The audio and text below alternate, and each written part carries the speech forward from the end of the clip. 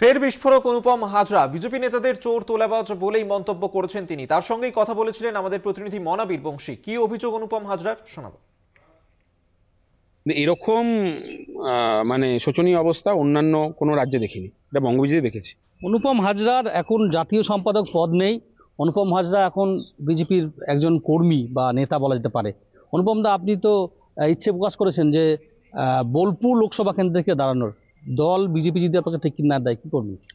বললাম তো, বলবো যদি দল টিকিট দেয় খুব ভালো কথা, আর যদি দল টিকিট না দেয় সেটার জন্য যে কোনো একটা মানে মানুষের প্রতিনিধি হিসাবে গণতান্ত্রিক দেশে আপনি চাইলে আপনিও দাঁড়াতে পারেন ভোটে, আপনি দাঁড়িয়ে পড়বেন। তৃণমূল যদি বলে অনুপম হাজরাকে বোলপুর লোকসভা কেন্দ্রে টিকিট দেবো, তাকে সাংসদ আবার করবো, তৃণমূলের সেক্ষেত্রে কি ভাবছেন? সময়ের কথা সময় বলবে, সময় খুব শক্তিশালী, সময়কে বলতে দিন। এখন অবধি তো আমিও কিছু বলছি না, তো ফলে অকারণে একটা কি বলবো হাওয়া তৈরি করে তো লাভ নেই, তো সময় কথা বলবে। বীরভূমের রাজনৈতিক মহল সকলেই বলছেন যে অনুপম দার যে অ্যাক্টিভিটিস, বডি ল্যাঙ্গুয়েজ সামগ্রী তৃণমূলে যাওয়ার জন্য পা বাড়িয়ে রয়েছে। সেটা ওই মিডিয়ার কিছু বানানো কথা, ওটা ওটা কোনো সাধারণ মানুষ বলে না, ওটা ওই মিডিয়া যেভাবে খাওয়ায় মানুষকে, কিছু মানুষ ওই মিডিয়ার হেডলাইন শুনে ভেতরে খবরটাও পড়ে না। এটা তো মানুষের চরিত্র এখন।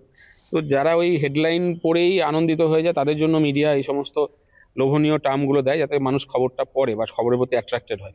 তো এগুলো আমার কাছে তো কোনো খবর নেই, আর যখন হবে তখন সময় কথা বলবো। বললাম তো, সময় খুব শক্তিশালী, সময় হাতে ছেড়ে দেবে। দাদা, শেষ প্রশ্ন, সেটা হচ্ছে আপনি বীরভূমের রাঙামাটি জেলার মানুষ, এখানকার ভিটেমাটি আপনার, এখানকার জন্ম। এই বীরভূমে দুটি সাংগঠনিক জেলা, একটি বীরভূম একটি বোলপুর, দুটি সাংগঠনিক জেলার জেলা সভাপতি এবং আপনার দলের রাজ্য সভাপতি সুকান্ত মজুমদার, কতটা মার্কস দিবেন যেভাবে তারা সংগঠন থেকে এগিয়ে যাচ্ছে? 10-এ 2 দেবো।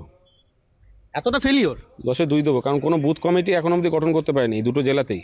সব জায়গায় ওই কি বলবো কাগজে কলমে বুথ রয়েছে, কোনো লোক নেই। আর যারা যাদেরকে বুথে লোক বসিয়েছে বা বুথের সভাপতি করছে তারা কেউ ব্যবসা করে, কেউ মাস্টারি করে, বুথে সময় দিতে পারেন না। তো ভোটে জেতার মেন স্তম্ভ হচ্ছে বুথ। আপনার যদি বুথে লোক না থাকে, মানুষ যদি গিয়ে দেখে বিজেপির কোনো প্রতিনিধি নেই, বিজেপির কোনো এজেন্ট নেই বুথে, আর মানুষ হয়তো মনস্থির যদি করেও যায় বিজেপিকে ভোট দেবো, ওখানে গিয়ে মানুষ ডিমোরালাইজ হয়ে যাবে। ভোটটা হয়তো দেখবে যে তৃণমূলের লোক রয়েছে বা সিপিএম বা কংগ্রেস, তাকেই